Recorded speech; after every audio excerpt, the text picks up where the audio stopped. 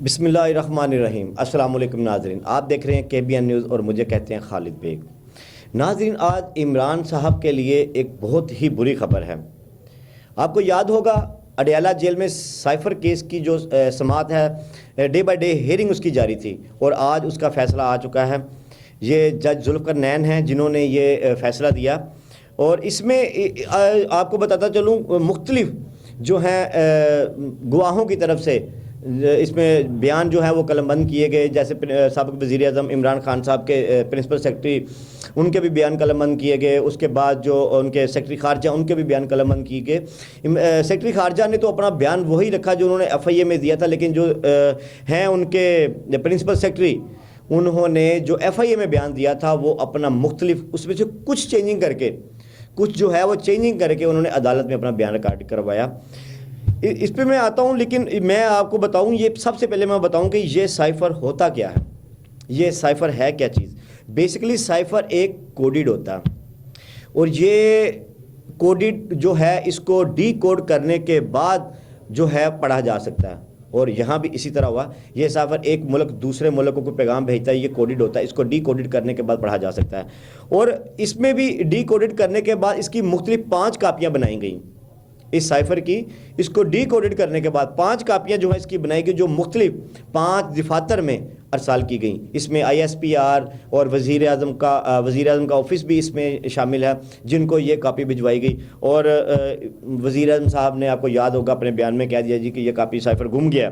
لیکن میں آپ کو بتاؤں 1 سال کے اندر جو سیکرٹری خارجہ ہے، سیکرٹری خارجہ کے دفتر میں یہ FIA جو سائفر ہوتا ہے اس کو واپس بھجوانا پڑتا ہے کاپی کو، لیکن یہاں ایسا نہیں ہوا۔ عمران خان صاحب نے کہا جی کہ یہ میری جو ہے کاپی گم گئی ہے، لہٰذا یاد ہوگا آپ کو جو ہیں ان کے سیکرٹری خارجہ، کچھ دن پہلے انہوں نے سائفر کیس میں عدالت میں بیان بھی اپنا قلم بند کروایا تھا، کافی انہوں نے انکشافات کیے تھے۔ اس میں انہوں نے بتایا کہ مجھے اس بنی گالہ میٹنگ میں بلوایا گیا، اور جہاں پر سائفر کا ذکر ہوا، ایک ہنگامی میٹنگ بلوائی گئی، اور اس میٹنگ میں کہا گیا کہ یہ سائفر ہے، لیکن میں نے ان کو بتایا کہ یہ سائفر نہیں ہے، اس کو آپ استعمال نہیں کریں، یہ ہمارے اداروں کے لیے نقصان ہوگا، اور لیکن انہوں نے ایسا نہیں کیا۔ اور بعد میں آپ کو یاد ہوگا انہوں نے یہ بھی کہا تھا کہ وزیر اعظم بنی گالہ میں ان کو یہ بتایا گیا، سیکرٹری جو ہیں ان کے پرنسپل سیکرٹری، ان کی طرف سے بتایا گیا کہ کاپی اس کی گم گئی ہے، کیا اس کی دوسری کاپی بن سکتی ہے؟ لیکن انہوں نے بتایا کہ اس کے اوپر ڈائری نمبر درج ہوتا ہے، یہ دوسری کاپی نہیں بن سکتی۔ اسی لیے اب یہ جو سزا کے حوالے سے بھی یہ جو PTI کے لونڈے لپاڑے ہیں نا، یہ بیٹھ کے سوشل میڈیا پہ خوب جو ہے نا بھونک رہے ہیں جی، لیکن کیا ہونا ہے اس میں؟ فیصلہ یہ وہی ہے۔ عمران خان صاحب کو جب انہوں نے 27 مارچ کو یہ جلسہ کیا تھا، ان کو اسی وقت پتا تھا کہ جب یہ لہرا کے اپنے جلسے میں کہہ رہے تھے جی یہ میرے خلاف امریکہ نے سازش کر دی ہے، یہ سازش نہیں تھی، یہ ایک مراسلہ تھا۔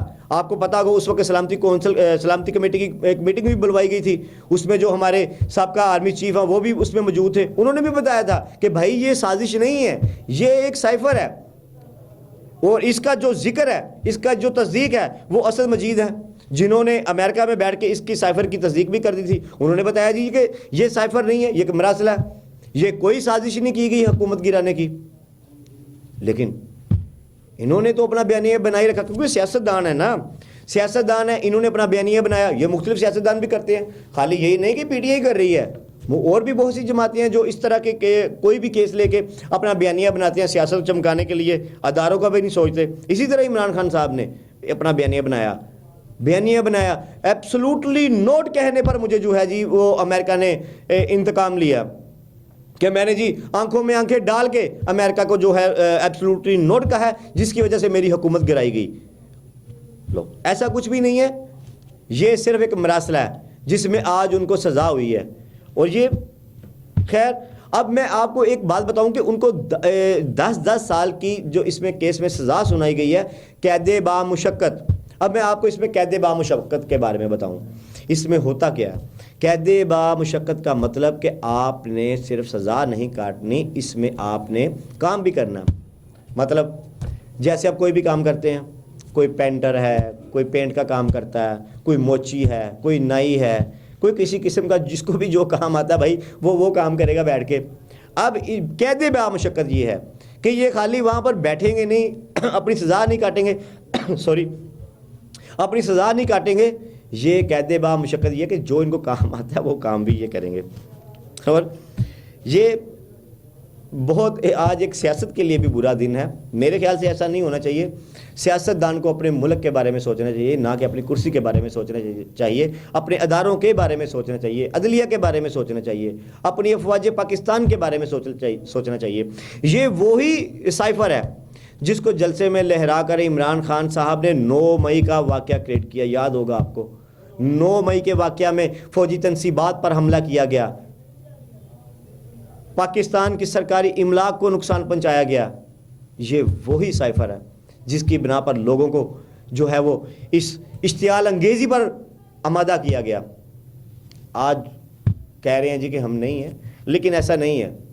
کہیں نہ کہیں ان کی رائے اس میں شامل ہے، اور یہ آج ان کو اس کیس میں سزا ہو چکی ہے. 10 سال کی دونوں شاہ محمود قریشی اور جو ہیں عمران خان صاحب قید بے مشقت. اسی کے ساتھ اپنے میزبان خالد بیگ کو اجازت دیجیے. اللہ حافظ.